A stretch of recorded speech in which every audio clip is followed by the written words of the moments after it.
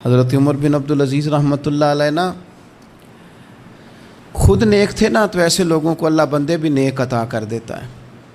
اپنے وزیر خزانہ سے بادشاہ وقت گھر والوں نے اصرار کیا کہ اس عید پہ کپڑے نئے ضرور سلوانے،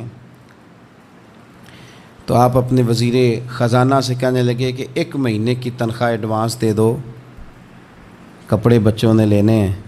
وہ بھی کوئی رب کا بندہ تھا، کہنے لگا حضور کہیں سے آپ کو پکی گارنٹی مل گئی ہے کہ آپ نے مہینہ زندہ رہنا ہے؟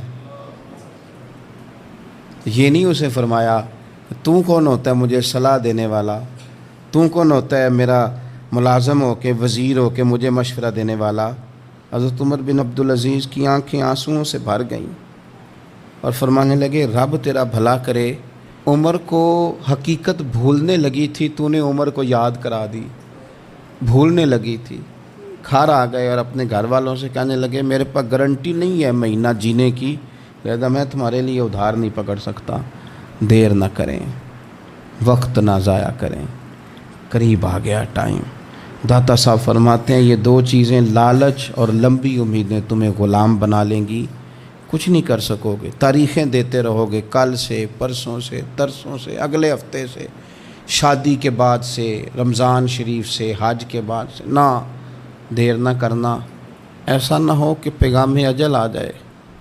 بڑے سارے لوگ تھے، انہوں نے ابھی بڑے کام کرنے تھے۔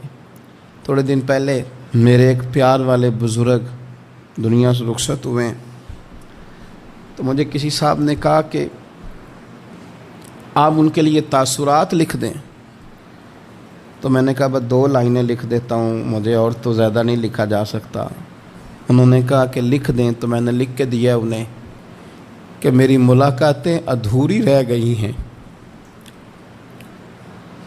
ملاقاتیں ادھوری رہ گئی ہیں اور کئی باتیں ضروری رہ گئیں، کچھ ضروری باتیں کرنی تھیں، خیال تھا کہ کریں گے لیکن یہ کب امید تھی، تو ملاقاتیں نا ادھوری رہ گئیں اور میری کئی باتیں ضروری، اس سے زیادہ کچھ نہیں لکھ سکتا۔